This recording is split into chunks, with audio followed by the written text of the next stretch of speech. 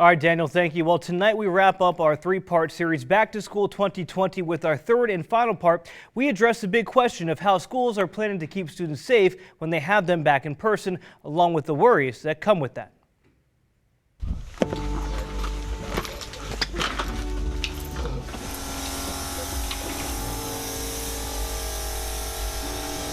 As some schools choose to return in either a hybrid or in-person learning model, arguably the elephant in the room is the question of how safe is safe enough. I would consider myself concerned still about the pandemic and the state of bringing too many kids back or anything like that. Just being a family man, I have a 2-year-old daughter that obviously concerns me, and then my wife is pregnant, so that we don't know the effects of that. In Crisfield, they are preparing to start phasing in groups of students whose families have said they're ready to return. With the first students coming back at the beginning of October, they are now in the final countdown. You know, I think that we're cautiously optimistic. And it's our duty to be cautious, but it's also our duty to be optimistic. Inside of their high school, markings fill the hallways, walls, and desks as reminders of the rules everyone will have to follow. The same applies to school buses. We've got seats marked. Right now we're only allowed to carry 12 students. We've got the seats staggered.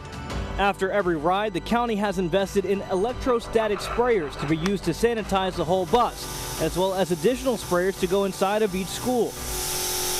Meanwhile, in Seaford, they decided to have students back the first day under a hybrid model. Their schools are also marked everywhere with reminders of proper safety measures. We have stressed, and staff have come back day one, that these masks, it's non-negotiable, because that's how we stay educating students. According to Superintendent Dr. Corey Miklas, he knows there will be positive cases, but with masks and following health department protocols, he says that's how cases will remain isolated and the schools open. But if we both have masks on and you happen to be positive, and I kept my mask on and we remain socially distant, the guidance we're having right now is that I would not have to quarantine. The only time masks are able to come off inside of the buildings are here within the cafeterias, where the setup alone is a stark reminder of just how safe students and staff have to be. Cafeteria workers equipped with not just a mask, but a face shield as well. You're going to go in and see desks, traditional student desks, 6 feet apart, facing the same direction. So they eat, our cafeteria staff delivers their food. With all the rules, you might expect students to have a hard time. The reality is, though, in Seaford, they say the students have bought in. So far, there have been 0 confirmed cases there. The same can be said at the Salisbury School. Remember, it's like your mouth is stretching. At the private school, they returned to full in-person teaching on day 1. Kids were bounding out and were so happy and still so respectful, keeping the distance, the 6 feet, wearing their masks, giving virtual hellos and elbow bumps at a distance. In addition to masks, inside their classroom, each desk is socially distanced on top of having a plexiglass divider. Even down to first grade, though, teachers say the students don't seem to mind. They have amazed me. I mean, I did not think it was going to be like this with first graders at all. According to educators, the willingness to follow the rules may come from the fact that after losing school in the spring, kids actually want to be back.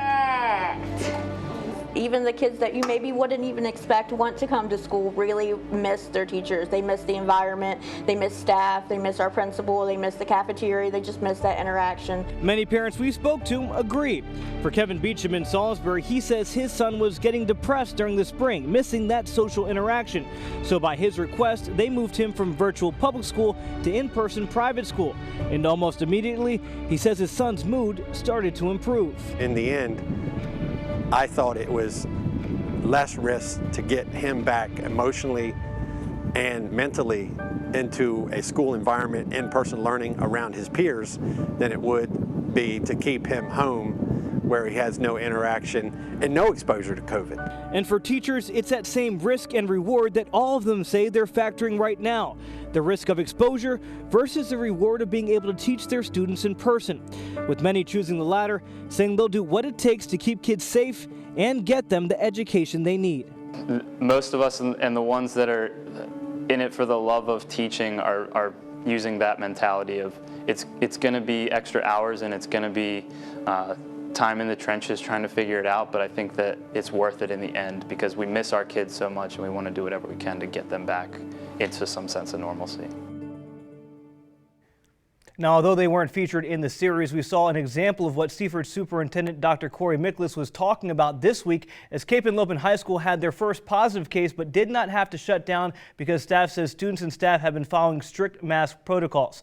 Also, if you missed part 1 or 2 or want to rewatch part 3, we have all 3 parts up on our website. That, of course, 47abc.com.